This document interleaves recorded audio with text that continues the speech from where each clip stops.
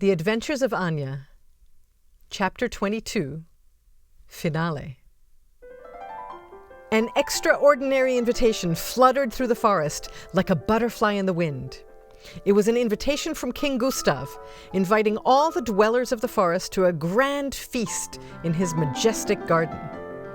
Anya, Barry, Coco, Griffin, Puffy, Orli, Milo, Flora, Ollie, and all their friends gathered together. The feast was a magnificent display of culinary delights, with tantalizing dishes and a kaleidoscope of colors adorning the tables. Laughter and cheer filled the air as the forest friends savored the delicious food and sharing their stories. The princess and the king were delighted to see their beloved friends enjoying themselves. They continued to live harmoniously in the enchanted forest, cherishing each other's company and the enduring bond they had formed. In this mystical realm, where dreams come alive, love and friendship transcend time, and the whispers of laughter echo in the breeze. The end.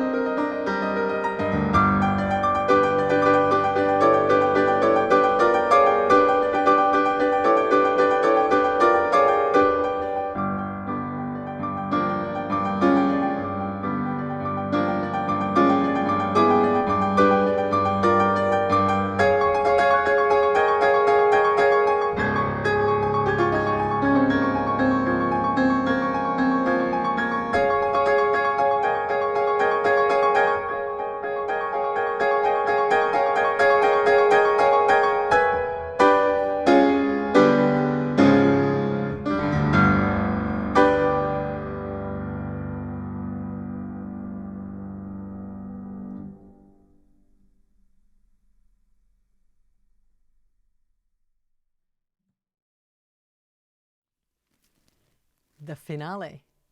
The Adventures of Anya have come to an end, and now we get to celebrate with everyone and recall all the characters, bring them all back musically and also in the story, and we just get to enjoy all of these beautiful melodies that we've heard throughout. So first is this one.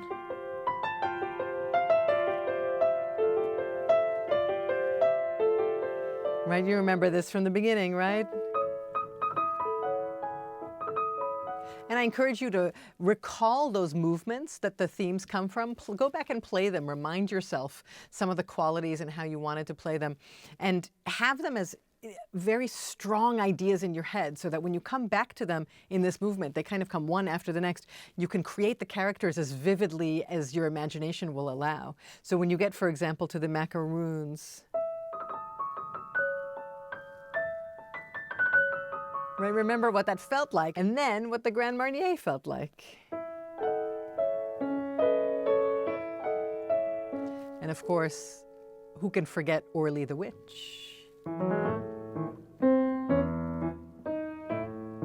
And, you know, she does her little spinning around, and her magic, this little bit, remember that this is just a magic sparkle. You can kind of see it go across the room. And this beautiful, rich theme of the Anya and friends in the forest, where it's so glorious and beautiful. And we get Griffin. This time, Griffin's a little bit faster. And one of the reasons he's a little bit faster is because we get the trumpets, we get the fanfare against it. In many ways, this is one of the trickiest things to coordinate in the entire Adventures of Anya. Getting this independent, so it just moves by itself, might take a little time, but it's worth it, and it's totally doable. And then you can focus on your left hand with this fanfare, making it short.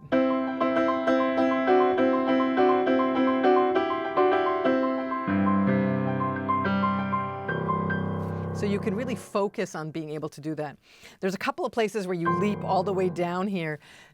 Just practice the kind of depth perception that takes. This low C, you can visually see it's right close to the end of the piano. You can get your bearings with it.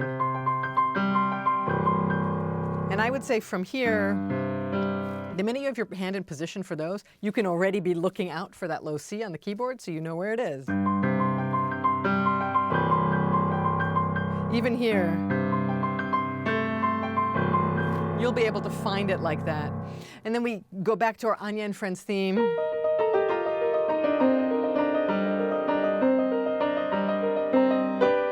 And the same thing, we get the fanfare against the Griffin.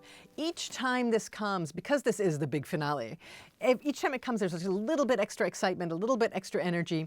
Try to pace yourself. Don't let yourself go faster, and also don't let yourself get too loud too soon. Think about going incrementally. And as you practice, actually practice where do you want to be in each part of this so that by the end you're at your maximum, whatever that is. So you give yourself the time. It's a very long crescendo in some ways. I mean, it doesn't take that much time, but there are a lot of notes as you go. And then I love this part here. This chord, so great. I think it's worth not rushing that. I would say specifically on those three notes, do the opposite of rushing. Pull back a little bit.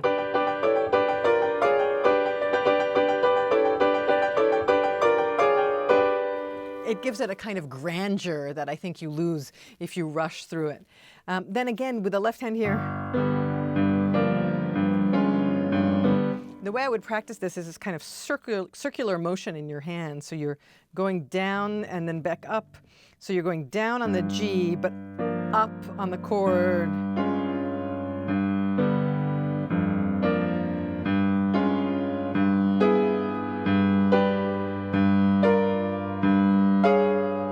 They are big distances, but if you use this kind of down at the keys to get to it and then up on your way down, back down to the G, you'll find it's much easier to find where they are. And then one last thing that you need to kind of just eyeball, know exactly where it is, which is this.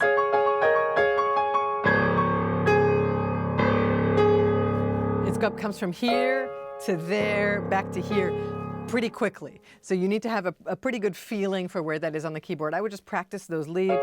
And remember that already from here, you can be looking down at the D flat. You don't need to see these notes once you're up here.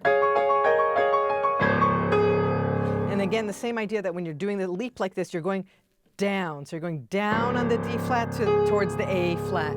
You don't have to touch the keys as you go. Just think of that as the motion. Don't try to do this and then this. It's the shortest distance between 2 points is a straight line. That's basically why you stay down. You want to keep that. It's not dissimilar to things that you find in really massive concerti where there's big leaps and things, where you just want to stay down as you're getting there. And then just one little thing that I like at the very end, this arpeggio, which you could play like this.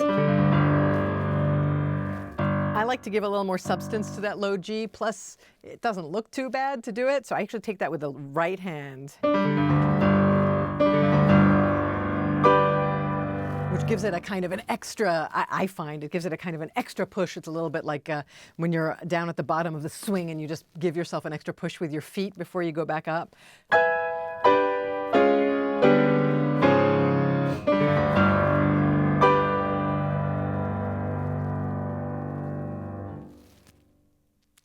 Thank you so much for joining us on the Adventures of Anya. I hope you have a great time with her journey.